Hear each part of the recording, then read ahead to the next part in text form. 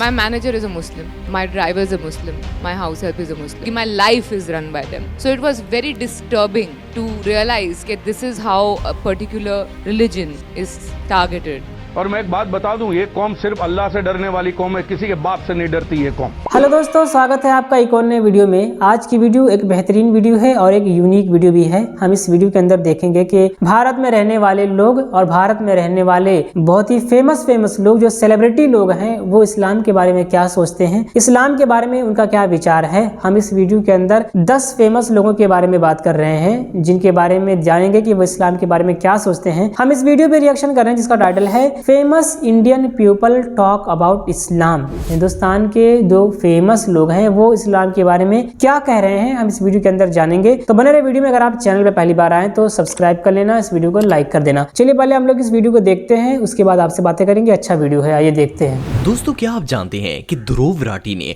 Indian government को expose करके मुसलमानों को किस तरह डिफेंड किया था? और क्या आपको पता है कि मुकेश अंबानी ने अपनी बेटी की शादी पर ऐसा क्या किया जिसे देखकर दुनिया की अमीर तरीन मुसलमान भी शर्मिंदा हो गए? अच्छा। क्या आप जानते हैं कि बॉलीवुड की हीरोइंस को कुरान की आयत भी आती हैं? वेल, आज के इस वीडियो में मैं आपको मुसलमानों की हक में बोलने वाले इंडिया के सबसे फेमस लोगों के बारे में बताने जा रहा हूँ। तो शुरू करते हैं अपना काउंटडाउन। तापसी पन्नू। दोस्तों, तापसी बॉलीवुड की सबसे फेमस एक्ट्रेसेस में से एक है। अगर आपने शाहरुख खान की फिल्म डंकी देखी है तो आप इस हीरोइन को जरूर जानते होंगे। इसके अलावा भी ये हीरोइन थप्पड़, बदला और नाम शबाना जैसी मूवीज में काम कर चुकी हैं। वैसे तो तापसी मजहब के एतबार से एक सिख फैमिली से ताल्लुक रखती हैं, लेकिन 2018 में एक इंटरव्यू के दौरान जब इनसे इस्लाम और मुसलमानों के मुतालिक सवाल किया गया तो इनके जवाब ने सारे मीडिया की बोलती बंद कर दी। एक एंकर ने इनसे सवाल किया कि इंडिया में जब भी कोई हादसा पेश आता है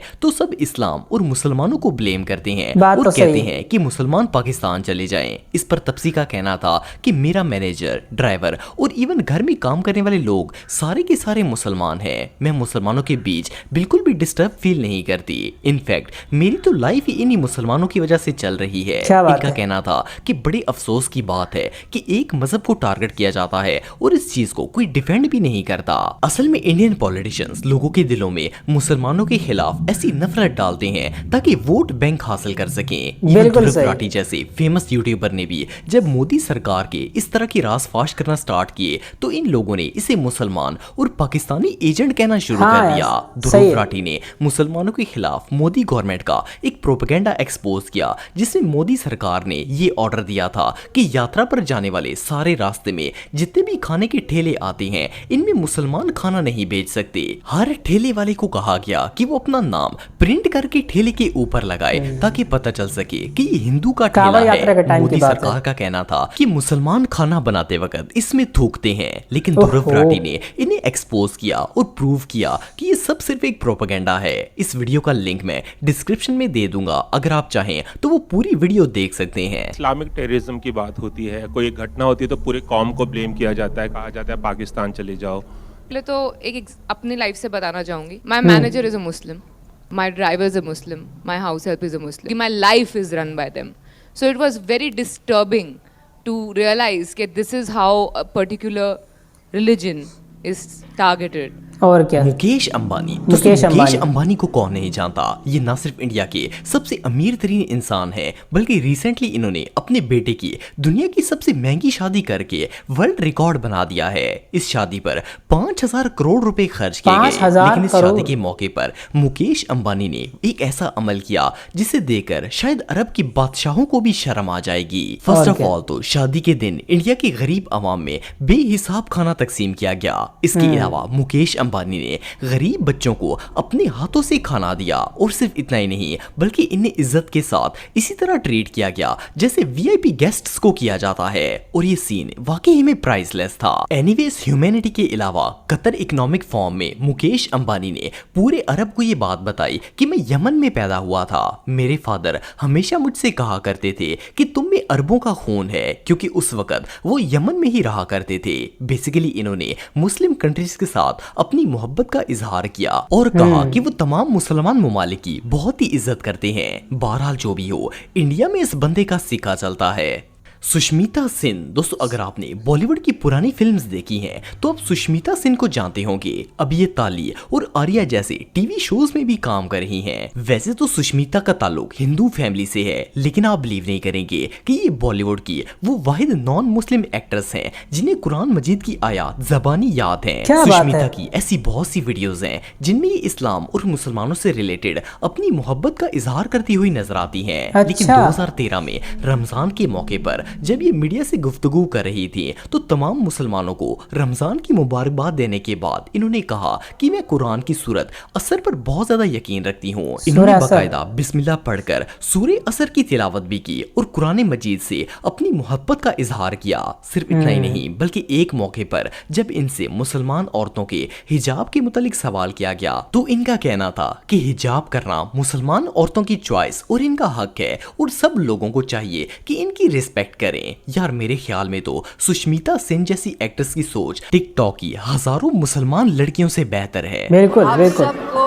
तहे दिल से रमजान के इस मुबारक मंथ की बहुत बहुत शुभकामनाएं।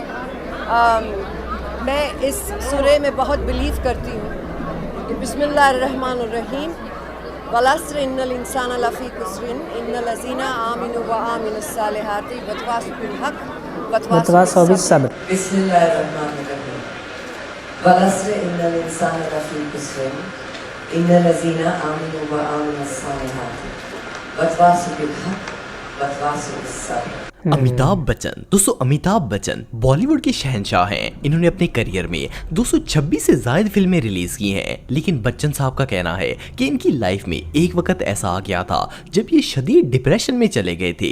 इतनी दौलत होने के बावजूद भी इन्हें कहीं भी सुकून नहीं मिलता था। फिर इनके एक मुसलमान दोस्त ने इन्हें कहा कि अगर आप अपनी लाइफ में सुकून चाहते हैं तो कुरान मजीद पढ़ना स्टार्ट कर दें। सो अमिताभ ने अपने मुसलमान दोस्त के कहने पर इंग्लिश ट्रांसलेटेड कुरान पढ़ना शुरू कर दिया और कुरान मजीद की रीडिंग से इनकी ये टेंशन खत्म हो गई। इस बात का जिक्र खुद अमिताभ ने भी किया और उस वक्त न्यूज पर ये खबर आग की तरह फैल गई थी कि अमिताभ बच्चन अपने दिल के सुकून के लिए कुरान मजीद की तिलावत करते हैं। यार इन्होंने तो सिर्फ कुरान को एज ए बुक पढ़ा तो इतनी बरकत हासिल हुई कि करोड़ों रुपए से भी वो मसला हल नहीं हुआ जो कुरान मजीद की तिलावत से हो गया। तो अगर ये इस किताब को समझकर पढ़ लेते तो इनके दिल की दुनिया ही बदल जानी थी। बिल्कुल सही। बॉलीवुड बिग बी अमिताभ बच्चन दिल के सुकून और अच्छाई की तलाश में कुरान पाक पढ़ने लगे। पूरी दुनिया के दिलों में घर करने वाले बॉलीवुड बिग बी अमिताभ बच्चन का दिल खुद बेचैन है। उन्हें सुकून दिल और हालात पुरअमन रखने के लिए किसी ने मशवरा दिया कि कुरान पाक पढ़ें। इस हदायत पर अमल करते हुए जब अमिताभ बच्चन ने कुरान पाक का मुतालिया शुरू किया तो हैरत अंगेज तौर पर उन्हें करार आया।